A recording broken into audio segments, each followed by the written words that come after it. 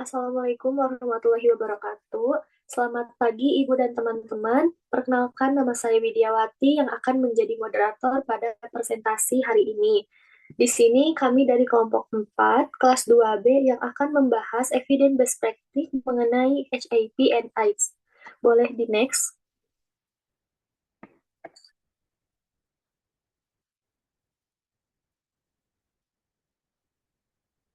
Untuk anggota kelompoknya itu ada Muhammad Jidan, Fatia Alfa, Tergita Laila, Urfi Waridu Syifa, dan saya sendiri Widiawati. Next.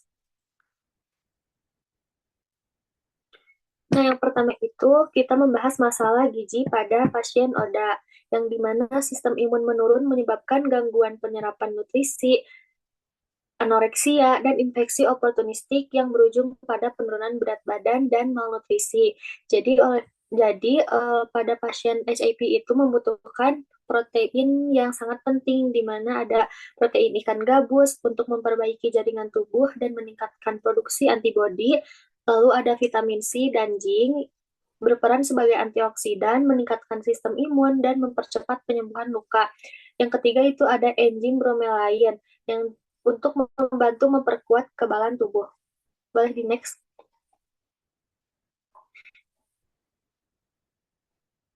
Untuk sumber dan dosisnya itu ada nugget ikan gabus 2 kali 50 gram per hari, ekstrak buah berwarna seperti pepaya, nanas, dan jambu 250 gram per hari. Nah, manfaatnya itu untuk meningkatkan jumlah limfosit, mencegah malnutrisi dan infeksi oportunistik, serta memperbaiki status gizi dan daya tahan tubuh. Jadi asupan nutrisi makro dan mikro itu sangat penting untuk mendukung kesehatan dan memperlambat perkembangan HIV.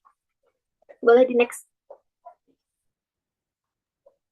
Oke, jadi di sini selanjutnya itu akan membahas mengenai penelitian dari beberapa autor yang telah diteliti ya teman-teman. Yang pertama ini dari Ginta Siahan. Nah, di sini itu judulnya itu dampak pemberian nugget ikan, gabus, dan sari buah berwarna terhadap respon imunitas. Nah, jadi tujuan dan metodenya ini itu untuk mengetahui pengaruh pemberian nugget ikan, gabus, dan sari buah. Nah, di sini itu terhadap CD4 dan leukosit dan TLC dan juga ODHIV di Medan. Nah, kalau dengan metodenya ini tuh bersifat koalisi eksperimental dengan merancangkan pretest dan juga post-test. Nah, di sini tuh sampelnya juga dengan 36 orang. Nah, di sini tuh berasalnya dari penghuni balai rehabilitasi. Nah, jadi eh, si orang-orang ini tuh diberikan perlakuan agar ikan gabus ini dan sehari buah berwarna selama 22 hari. Nah, dengan hasil penelitiannya itu menunjukkan bahwa adanya pengaruh pemberian perlakuan terhadap perubahan CD4, leukosit, dan TLC dengan orang eh, terpapar HIV. Kemudian yang kedua itu ada sama Siahan Ginta di sini itu eh, apa masih sama judulnya tapi dengan tujuan dan metode yang berbeda. Jadi tujuannya itu untuk mengetahui efektivitas nagas juga, tapi dengan apa dengan kadar eh, protein total, albumin, dan hemoglobin pada orang HIV. Jadi, hasil penelitian ini menunjukkan bahwa adanya pengaruh pemberian nugget ikan gabus dari ekstrak terhadap protein. Kemudian selanjutnya itu ada eh, apa? Yang ketiga itu penelitian dari Dwi Handaya. Nah, di sini tuh eh, judulnya itu Provision of Peace, and Color Fluid Service in Increasing Iron and Hemoglobin Level Patient of HIV dan AIDS. Jadi di sini tujuannya untuk mengetahui pengaruh pemberian stik ikan, gabus, dan jus sari buah. Nah, di sini tuh kan yang tadi itu peningkatannya dari protein, tapi sekarang peningkatannya dari zat besi Fe atau hemoglobin. Dan jadi ini tuh penelitiannya juga sama, tapi di sini penelitiannya pra eksperimen. Jadi dirancang secara one group pretest post test. Nah, di sini tuh sebanyak 20 orang, tapi dengan hasilnya itu eh apa eh peningkatan zat besinya bagaimana dan juga hemoglobinnya bagaimana. Boleh dilanjut. Selanjutnya, pengobatan dalam farmakologi. Untuk penggunaan terapi obat antiretroviral atau ART pada pasien HIV, ada kemajuan terkait penggunaan obat antiretroviral atau ART untuk pengobatan dan pencegahan infeksi HIV sejak terakhir pada tahun 2014 dan 2018, semua orang yang terinfeksi HIV dengan viremia terdeteksi terlepas dari jumlah CD4 mereka. Mereka harus memulai terapi antiretroviral atau ART. Nah, untuk terapi ini tuh adalah pendekatan utama dalam pengobatan dan pencegahan HIV yang direkomendasikan untuk semua orang yang viremia terdeteksi tanpa memandang jumlah CD4. ART ini tuh harus segera dimulai setelah diagnosa untuk mencegah progresi penyakit, memperbaiki kondisi klinis, dan mengurangi penularan. Obat-obat terbaru memiliki efikasi tinggi, efek samping minimal, dan kemudahan penggunaan, memungkinkan penekanan virus seumur hidup. ART ini tuh juga mampu meningkatkan angka harapan hidup hingga mendekati orang tanpa HIV. Inisiasi terapi dini bahkan sebelum antibodi HIV muncul memberikan manfaat besar terhadap mengurangi masa laten HIV.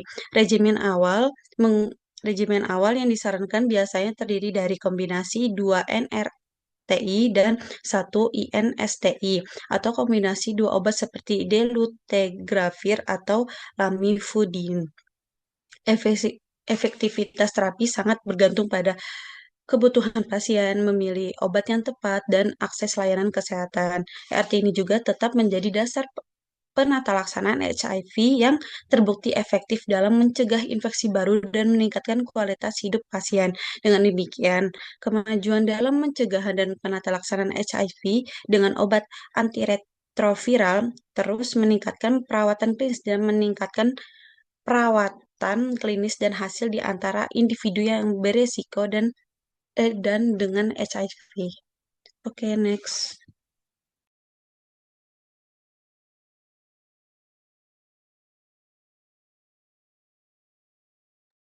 Selanjutnya ini ada non-farmakologi untuk pasien HIV. Itu ada oleh Sarah Pullen tahun 2017 gitu ya teman-teman. Dia itu apa namanya meneliti tentang terapi fisik atau psikoterapi. Nah, sebetulnya untuk non-farmakologi itu tidak bisa dijadikan pengobatan yang utama, tapi bisa dijadikan terapi sampingan gitu ya untuk membantu pasien HIV. Nah, yang pertama itu ada latihan resistif progresif, ada peregangan pasif, pendidikan postur, pijat terapi atau terapi manual, terapi terapeutik penguatan otot inti, terus ada pelatihan berjalan, stabilisasi tulang belakang, mobilisasi sendi, dan penggunaan ortotik gitu ya. Nah, ini biasanya 1 kali seminggu dengan 8 kali kunjungan. Dan juga setelah diteliti pada pasien-pasien HIV, yang sudah diteliti itu memberikan efek berupa pengurangan rasa nyeri kronis, kemudian ada juga penurunan penggunaan obat pereda nyeri gitu ya, dan terakhir itu ada perbaikan fungsi fisik. Seperti itu, boleh dilanjut.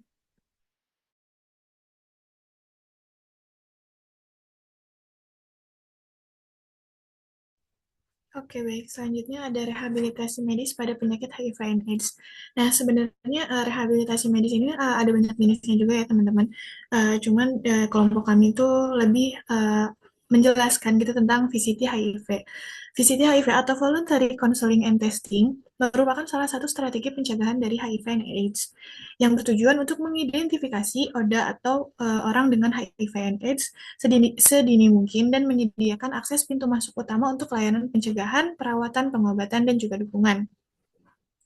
Nah, VCT ini memberikan konseling sebelum dan sesudah tes yang bertujuan untuk mempromosikan strategi pengurangan risiko seperti penggunaan kondom dan penggunaan status untuk memupuk dukungan dan untuk menjamin hubungan dengan perawatan, misalnya terapi virus aritrovial atau ART. Nah, konseling prates ini terdiri dari menjelaskan secara singkat manfaat tes, arti hasil, dan kemungkinan dalam kasus diagnosis HIV positif. Yang tujuan akhir dalam program konseling VCT ini ialah agar pasien HIV dapat mandiri dalam memenuhi kebutuhan hidupnya, sehingga mempunyai motivasi dan semangat yang kuat untuk berjuang hidup. Nah, tahap melakukan rehabilitasi medis VCT pada penderita HIV and AIDS ini tuh ada dua hasil yang mungkin terjadi, yaitu ada yang pertama bagi mereka yang dinilai HIV negatif, selanjutnya itu dilakukan konseling pasca tes meliputi penjelasan hasil dan periode jendela dari virus HIV ini sendiri. Nah, yang kedua tuh setelah dilakukan konseling pasca tes melakukan pengajaran tentang pencegahan HIV ini, dan dalam beberapa kasus juga merujuk pada layanan pencegahan dari HIV. Nah, sedangkan bagi mereka yang dites dengan HIV dengan hasil positif, para konselor ini tuh memberikan dukungan setelah peristiwa yang mengubah hidup. Karena kan seperti yang kita tahu kalau misalkan udah positif terkena HIV gitu ya, pasti seumur hidupnya pasti bakal bergantung dengan obat-obatan gitu kan ya, sehingga menggunakan pendekatan yang lebih berpusat pada klien yang harus memastikan rujukan ke perawatan khusus dan mendorong tes HIV pasangan seksualnya. Nah, demikian presentasi dari kelompok kami. Semoga apa yang telah kami sampaikan bermanfaat bagi teman-teman. Mohon maaf bila ada kesalahan. Terima kasih atas perhatiannya. Assalamualaikum warahmatullahi wabarakatuh. Waalaikumsalam warahmatullahi wabarakatuh.